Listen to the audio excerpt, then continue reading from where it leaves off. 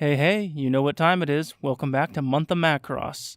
So today we're going to pick up where we left off last week with the original SDF Macross. Soon after the successful release of the original Macross in 1982, the creators began working on the visual masterpiece that is Macross, Do You Remember Love?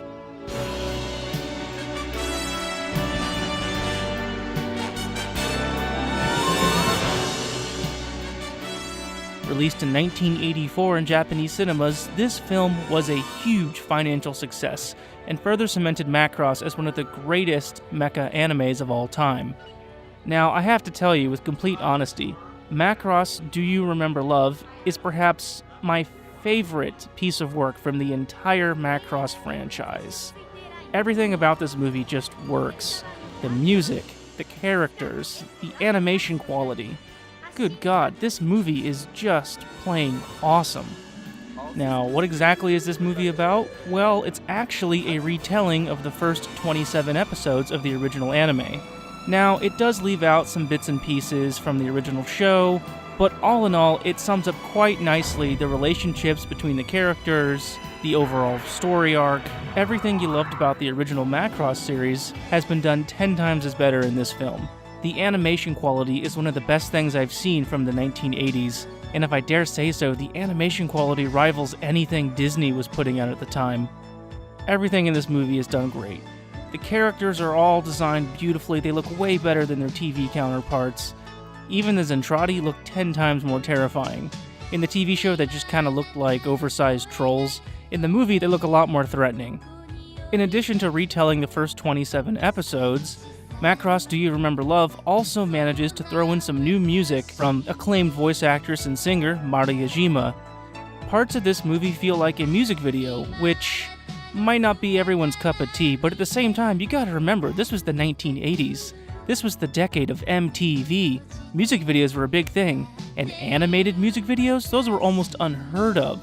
So Macross managed to incorporate this format along with pop music sung by Mari Yajima, and what resulted was something truly memorable.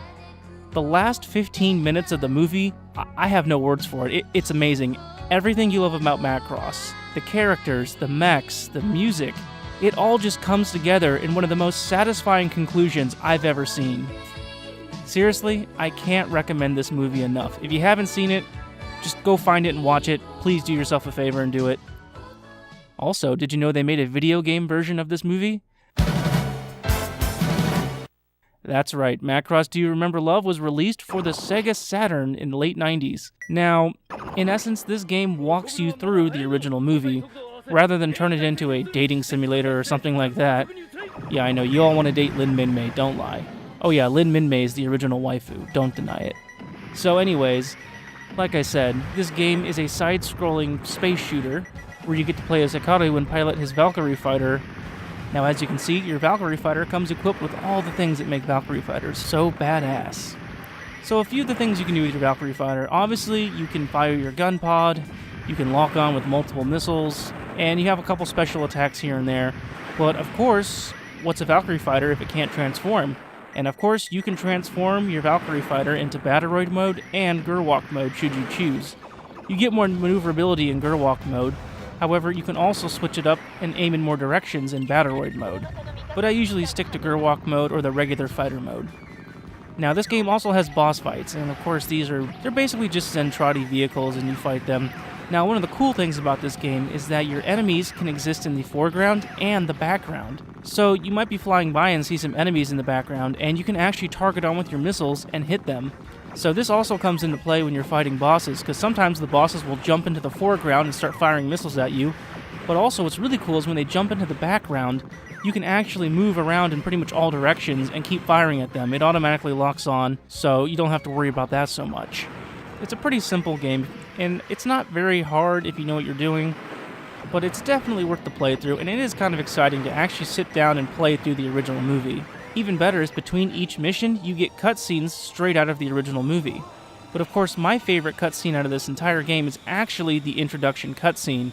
This is a really cool scene where the Valkyries take off the aircraft carrier right before the Macross launches into space. Now, this is interesting because in the original Do You Remember Love movie, this doesn't happen. The movie starts in outer space with almost no context given. The crew of the Macross jump right into a fight with the Zentradi with almost no background explanation. So if you haven't seen the original Macross, you might not have known what was going on. But in the game here, you actually get to play this first mission before the Macross takes off into outer space. So that's actually kind of cool. Yeah, and the cutscenes aren't so great looking. I'd rather go watch the actual movie, but you gotta give it some slack because it was the late 90s and everything was on CDs and the quality wasn't that great. So yeah, just cut it some slack. Overall, it's a fun little game and a nice walk down memory lane if you like Do You Remember Love. Anyways, that concludes today's episode of Month of Macross. Take it easy, have a great Valentine's Day tomorrow, and I'll see you next week on Month of Macross.